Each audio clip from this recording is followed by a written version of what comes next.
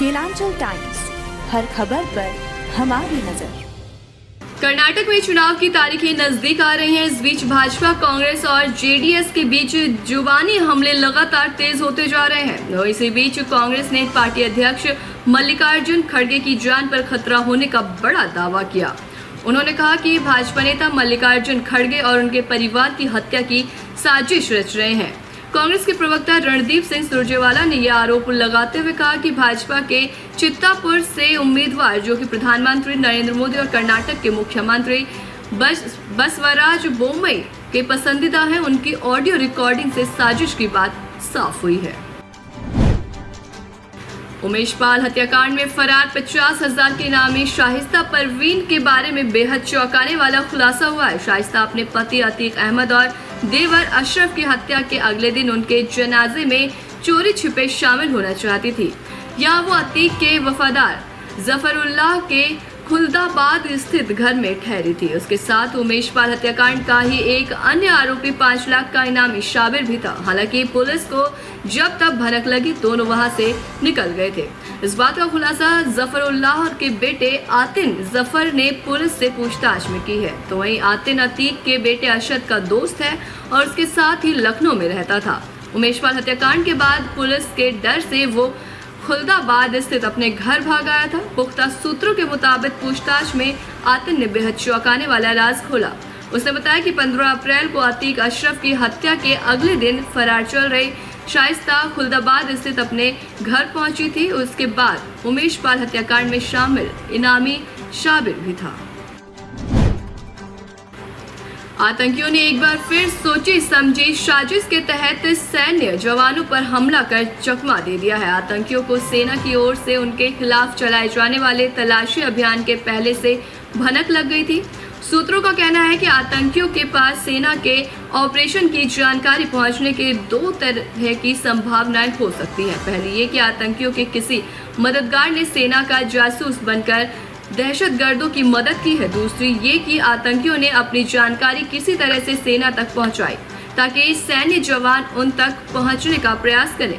जब ये प्रयास हुआ तो आतंकियों ने प्लान बनाया और आईईडी लगाई ताकि जब भी जवान उन तक पहुंचे, विस्फोट में उनकी जान जाए। हालांकि सेना का दावा रहा कि मुठभेड़ के दौरान जवाबी कार्रवाई में आतंकियों ने कुछ विस्फोट का इस्तेमाल किया, जिसकी वजह से 5 जवान शहीद हुए। लेकिन सूत्रों का कहना है कि आतंकियों ने घात लगाकर धमाका किया है।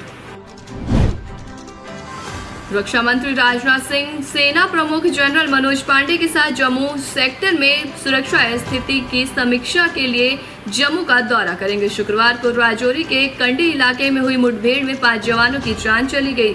वहीं रक्षा सूत्रों के अनुसार उत्तरी सेना के commander lieutenant general Upendra Dwivedi Rajouri के कांडी में चल रहे अभियानों की परिचालन स्थिति की समीक्षा करने के लिए ग्राउंड जीरो पर है, जहां आतंकियों के साथ फिर से संपर्क स्थापित किया जा रहा था। उन्हें ग्राउंड कमांडरों द्वारा ऑपरेशन के सभी पहलुओं की जानकारी दी गई। सेना का ALH ध्रुव हेलीकॉप्टर 4 मई को जम्मू कश्मीर के पास दुर्घटनाग्रस्त हो गया था। अब रक्षा अधिकारियों ने बताया कि एहतियात के तौर पर ध्रुव हेलीकॉप्टर के संचालन पर रोक लगाने का फैसला लिया गया है। गौरतलब है कि भारतीय नौसेना और भारतीय तटरक्षक बल ने हेलीकॉप्टर से जुड़ी 2 घटनाओं के बाद से ये हेलीकॉप्टर मैदान में ही खड़े हैं। इन हेलीकॉप्टरों को उड़ान भरे करीब 1 महीने से अधिक का समय हो गया। जम्मू संभाग के किश्तवाड़ के दूर दराज इलाके में सेना का ध्रुव हेलीकॉप्टर दुर्घटना का शिकार हुआ था।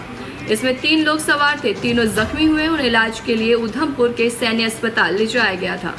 मामले को लेकर सेना की तरफ से आए बयान में कहा गया था कि गुरुवार को करीब 11:15 बजे ऑपरेशन मिशन पर रवाना हुए ध्रुव हेलीकॉप्टर के किश्तवाड़ा की मरुआ नदी के तट पर लैंडिंग के दौरान हादसे की चपेट में आ गया था।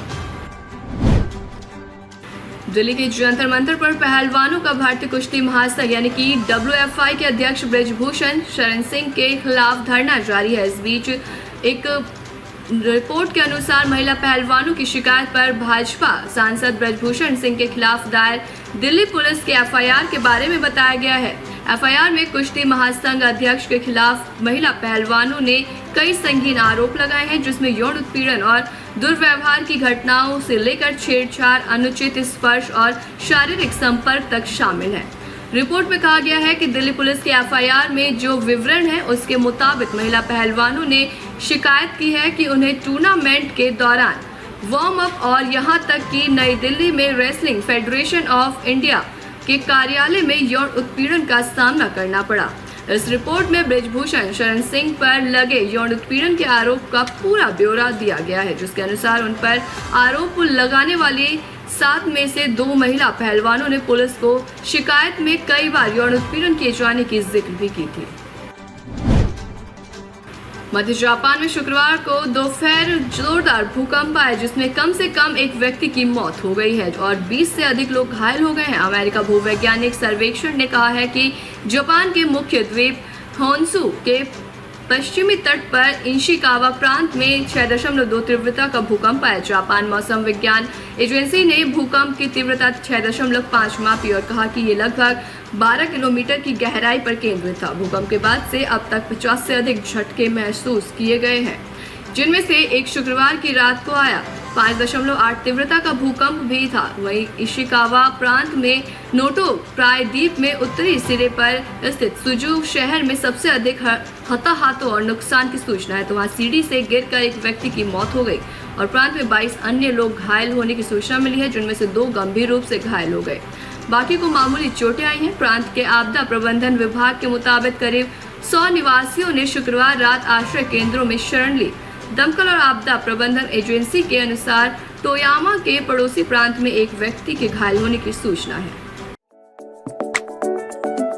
अरे ठीक हो भैया, ऐसे वीडियो देखे जा रहे हो तो सब्सक्राइब कर लो और हाँ, घंटा का बटन जरूर दबाना, तब हमारे वीडियो का नोटिफिकेशन सबसे पहले मिलेगा। यहाँ वहाँ का देखा तो हम तो क्या ही कहते हैं, जल्दी दबाओ।